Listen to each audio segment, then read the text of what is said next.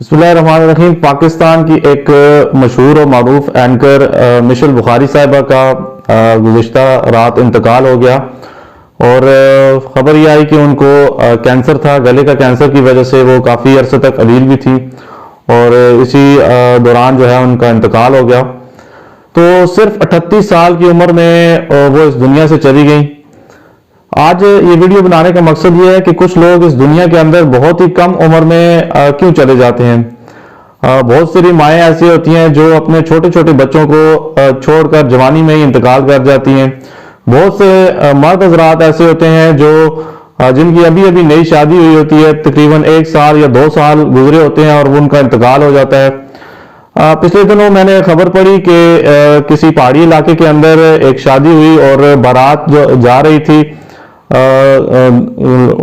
دلہن کو لینے کے لیے، تو راستے میں ہی اس گاڑی کا جو ہے وہ ایکسیڈنٹ ہو گیا اور وہ کھائی سے نیچے گر گئی، اور وہیں پہ دلہے کا بھی انتقال ہو گیا، اور دلہے کے کچھ ساتھی تھے ان کا بھی انتقال ہو گیا۔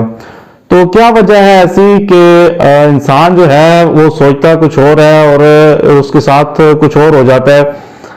اس کی امیدیں اتنی زیادہ ہوتی ہیں کہ اب جس طرح وہ جو بارات جا رہی تھی، اب اس دلہے کے دل میں کتنے ارمان ہوں گے، کتنا اس نے کچھ پلان کیا ہوگا فیوچر میں، لیکن وہ سب جو ہے وہ وہیں کا وہیں رہ گیا اور وہ اس دنیا فانی سے چلا گیا۔ اب جس طرح یہ ہماری اینکر صاحبہ تھیں مشل بخاری صاحبہ، ان کی ایج بھی کوئی اتنی زیادہ نہیں تھی، 38 ایئرز ان کی ایج تھی۔ ان کے بھی کافی پلانز ہوں گے زندگی میں، آگے بہت کچھ انہوں نے سوچا ہوگا، لیکن زندگی نے انہیں مہلت نہیں دی، اور حقیقت یہی ہے کہ زندگی ہمیں مہلت نہیں دیتی۔ اب اس کی کیا وجہ ہے کہ بہت سے لوگ جو ہیں وہ چھوٹی عمر میں ہی اس دنیا سے چلے جاتے ہیں۔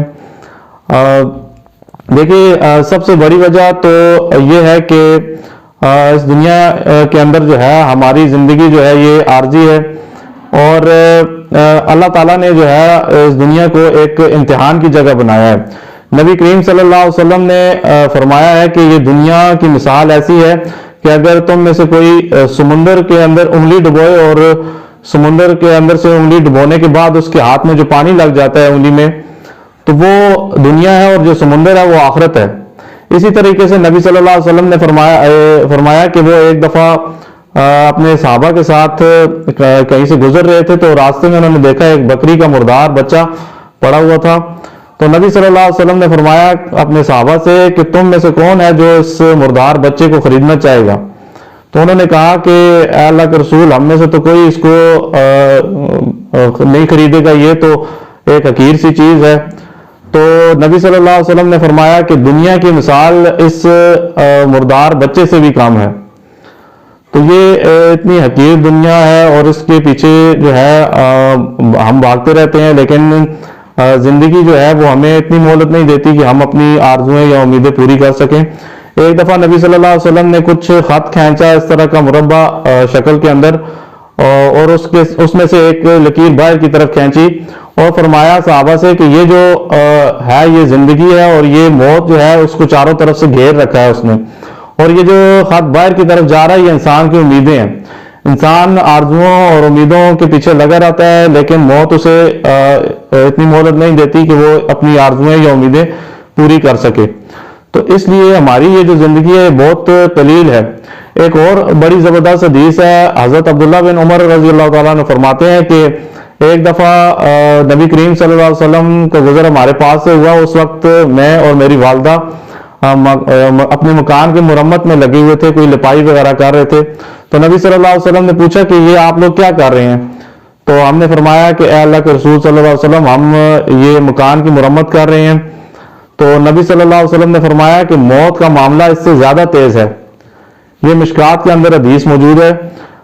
تو یہ دیکھیے کہ آج کل تو ہم اپنے گھر کو جو ہے زیادہ سے زیادہ خوبصورت بنانے میں، ٹائلیں لگانے میں اور کیا کچھ ہم کرتے ہیں، لیکن وہاں پہ اگر ایک صحابی جو ہیں وہ صرف گھر کی مرمت کر رہے ہیں، تو اس پر بھی نبی صلی اللہ علیہ وسلم فرما رہے ہیں کہ موت کا معاملہ اس سے زیادہ تیز ہے، کہ تم ان کاموں میں نہ پڑو، موت کی تیاری کرو۔